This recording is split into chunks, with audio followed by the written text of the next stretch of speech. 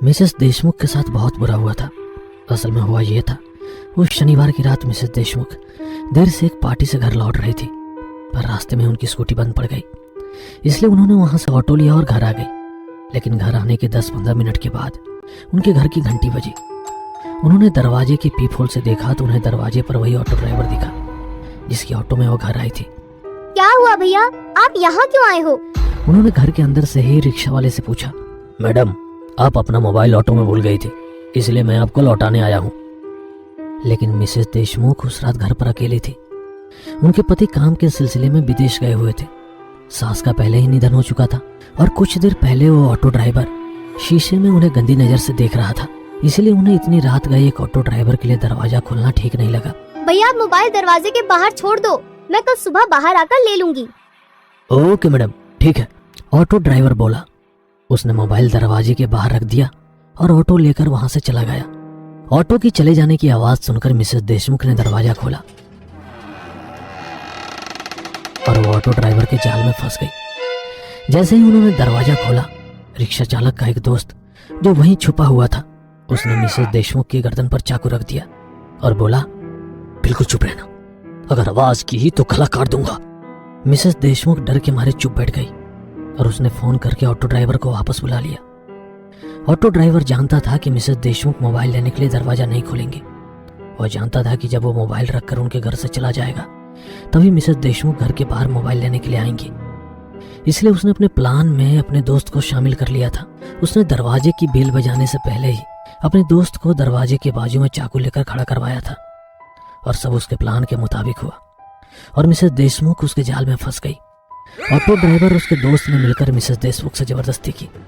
उसके बाद उन्होंने घर का सारा सोना और पैसे लूट लिए और वहां से जाते समय उन्होंने मिसेस देशमुख के हाथ पैर रस्सी से बांध दिए, उनके मुंह को कपड़े से बांध दिया और उन्हें वॉशरूम के बाथटब में मरने के लिए फेंक दिया। वहां से भागते समय ऑटो ड्राइवर के दोस्त ने बाहर से घर को ताला लगाया ताकि जब कोई उनके घर आए तो उन्हें ऐसा लगे कि मिसेस देशमुख घर पर नहीं है और वो कहीं बाहर चली गई है। सुबह जब उनकी नौकरानी घर का काम करने के लिए बंगले पर आई तो उसने देखा कि घर के दरवाजे पर ताला लगा हुआ है। उसने मिसेस देशमुख को कॉल किया लेकिन उनका फोन बंद था, इसीलिए वो वहां से चली गई। लगातार 6 दिनों तक काम वाली बाई बंगले के चक्कर काटती रही पर उसे घर का दरवाजा बंद ही दिखाई दिया।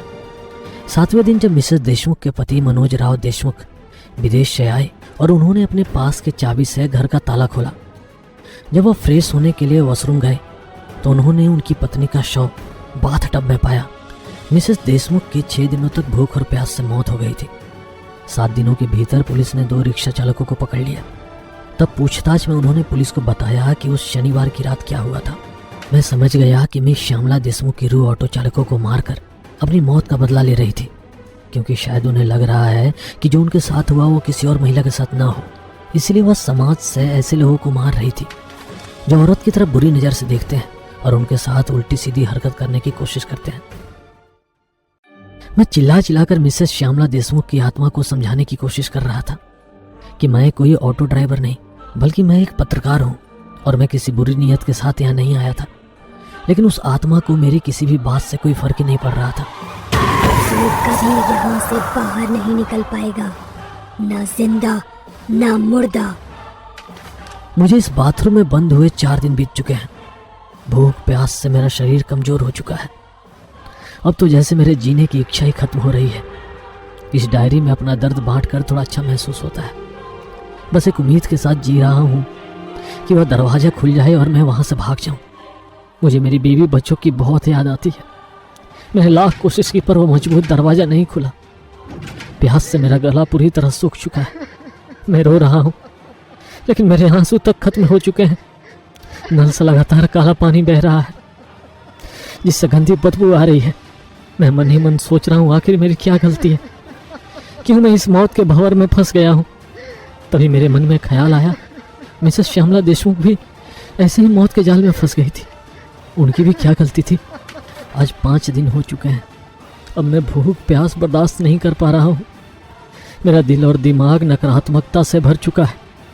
आज मैंने टॉयलेट क्लीनर पीकर आत्महत्या करने का फैसला कर लिया है। अगर कोई ये डायरी पढ़ रहा है तो मेरी उसे एक ही सलाह है, यहाँ से बचने का बस एक ही रास्ता है, और वो है मौत। मुझे शायद पहले ही यह फैसला कर लेना चाहिए था। वो औरत एक बुरी आत्मा बन चुकी है और वो आपको इस बाथरूम से बाहर किसी भी हालत में जाने नहीं देगी, यदि आप निर्दोष हो तब भी नहीं।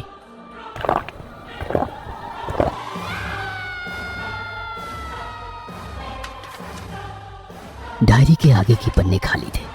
ऑटो ड्राइवर उस पत्रकार की डायरी पढ़ के बहुत डर गया था, क्योंकि उसे पता चल गया था कि जो भी इस बाथरूम में फंसता है उसकी मौत बहुत दर्दनाक होती है।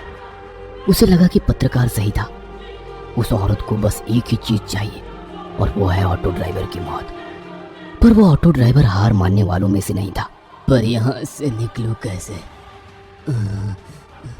वो ऐसा सोचने लगा, तभी अचानक उसे याद आया, पत्रकार ने डायरी में लिखा था कि हर शनिवार की रात एक ऑटो ड्राइवर इस बाथरूम में फंस जाता है। मैं भी शनिवार की रात को ही फंस गया था, यानी कि अब इस बाथरूम का दरवाजा अगले शनिवार की रात को कोई ऑटो ड्राइवर ही खोलेगा। जब कोई ऑटो ड्राइवर इस बाथरूम का दरवाजा खोलेगा तभी मुझे यहाँ से भागने का मौका मिलेगा। और अगर वो औरत ने मुझे रोका तो मैं वो ऑटो ड्राइवर मिलके उसका सामना करेंगे। मुझे कुछ भी करके इस आने वाले शनिवार तक यहाँ मुझे जिंदा रहना होगा, उसने अपने आप से कहा। और वो शनिवार की राह देखने लगा। ऑटो ड्राइवर को फंसे हुए अब 5 दिन हो चुके थे। पिछले 5 दिनों से उसने कुछ भी नहीं खाया था। बिना पानी के उसका गला सूख गया था। उसने सोचा, भूख के मारे कहीं मेरी मौत ना हो जाए, पर क्या खाऊं? शव। उसने वहां पड़े शव के मांस को खाने के बारे में सोचा, पर दुविधा ये थी कि वो शाकाहारी था। उसने अपनी पूरी जिंदगी में कभी मांस नहीं खाया था, और ये तो इंसान का मांस है, पर उसे जिंदा रहने के लिए ये आखिरी मौका था। इसलिए उसने इंसानी मांस खाने का सोचा। उसने खोखले में पड़ी हुई लाश की आंख से चाकू निकाला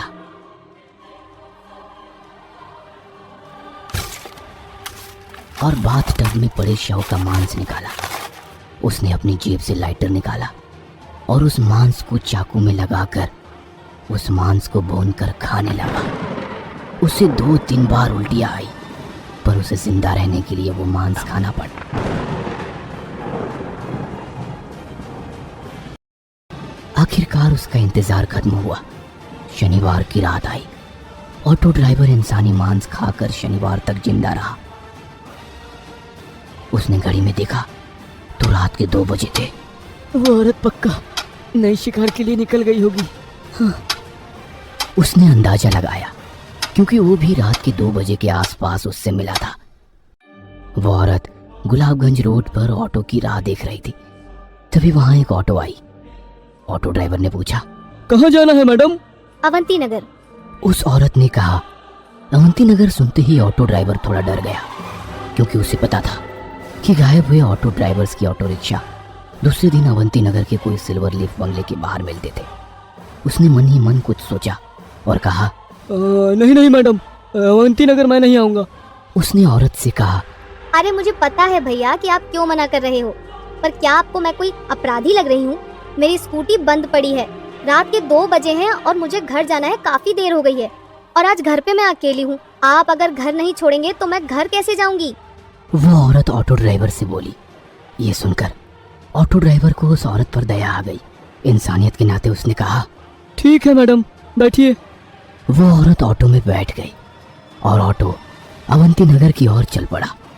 यहाँ बाथरूम में बैठकर ऑटो ड्राइवर उस औरत और दूसरे ड्राइवर की राह देख रहा था। तभी उसे बंगले के बाहर किसी ऑटो रुकने की आवाज आई और थोड़ी देर बाद उसे ऑटो जाने की आवाज आई। उसे पता था उस औरत ने ऑटो में मोबाइल छोड़ा होगा और ऑटो ड्राइवर उसे देने वापस यहाँ आएगा। थोड़ी देर बाद वही हुआ। उसे बंगले के बाहर ऑटो रुकने की आवाज आई। वो ऑटो ड्राइवर ईमानदार था, इसलिए वो मोबाइल देने वापस आया था। उसने बंगले की ओर देखा। उस पे लिखा था देशमुख विला। उसे लगा कि उसे सिल्वर लीफ बंगले से खतरा है, ना कि देशमुख विला से। इसलिए उसने बंगले के अंदर जाने का निर्णय लिया। उसने 2-3 बार डोरबेल बजाई, पर अंदर से कोई आवाज नहीं आई। उसे लगा शायद वो औरत होगी। तभी किसी के चिल्लाने की आवाज आई, कोई तो बचाओ मुझे।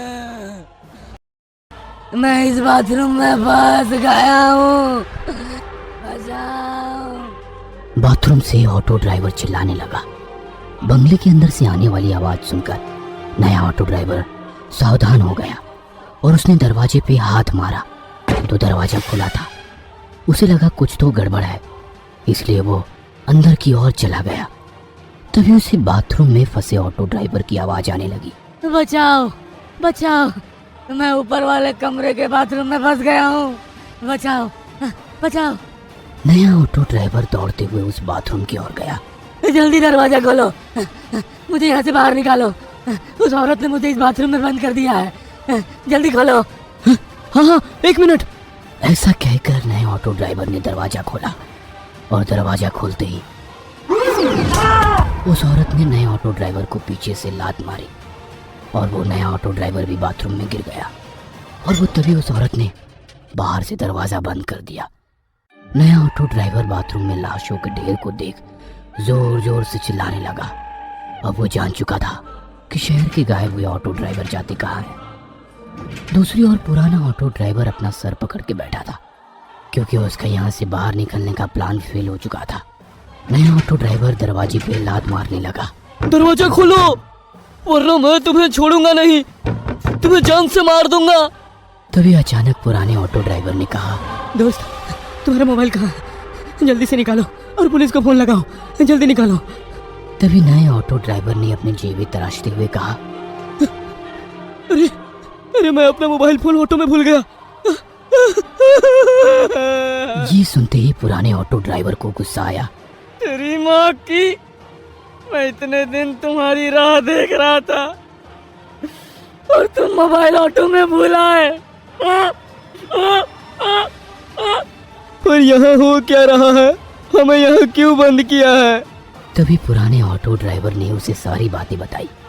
अब हम यहाँ से कैसे बाहर निकले? कि तभी दरवाजे पे किसी ने हाथ मारा और उस औरत ने बाहर से कहा, मैं तुझे बाहर निकालूंगी, पर तुझे मेरा एक काम करना पड़ेगा। काम? कौन सा काम? तुम्हारे सामने वाले ऑटो ड्राइवर को मार डालो।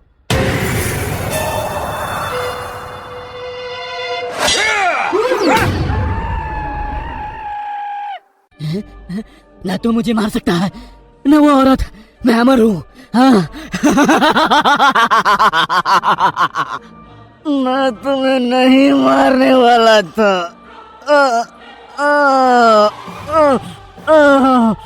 पर मैं मरने वाला था, है? क्योंकि मुझे पता था ऐसा ही कुछ होगा, और आज नहीं तो 2 दिन बाद तू मुझे मार ही देता, क्योंकि मैं कमजोर हो चुका हूँ। इसलिए तू मुझे मारो, इसके पहले मैं ही तुम्हें मार दूंगा। हाँ, हाँ।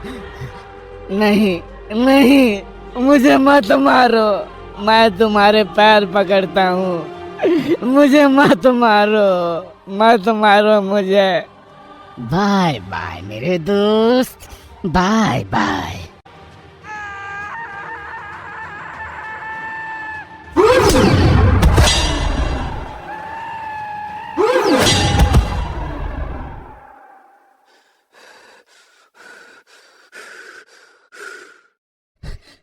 मैडम मैडम मैडम, मैंने उसे मार दिया मैडम। और अचानक दरवाजा खुल जाता है। नया ऑटो चालक अपने पेट पर हाथ रखकर वॉशरूम से बाहर आता है।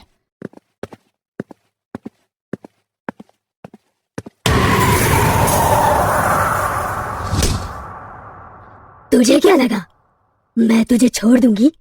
जो भी इस घर में आता है वो यहाँ से कभी बाहर नहीं जाता, न जिंदा न मुर्दा।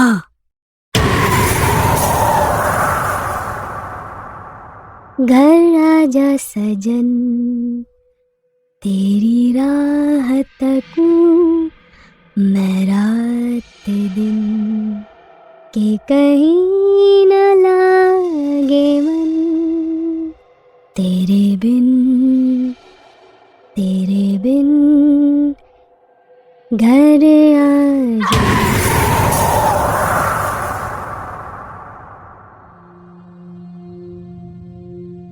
आजा सनम मधुर चांदनी में हम तुम मिले तो वीराने में आ जाएगी बहार, झूमेगा आसमान।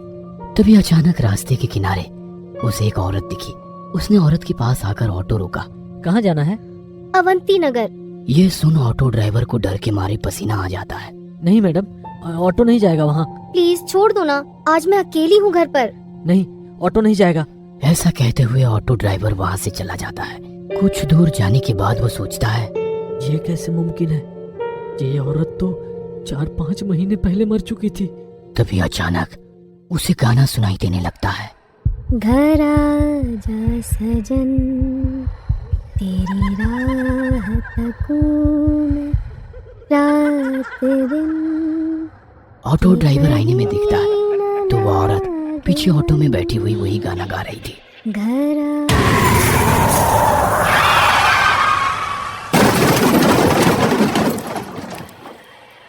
घर नहीं आओगे तो ऐसा ही होगा।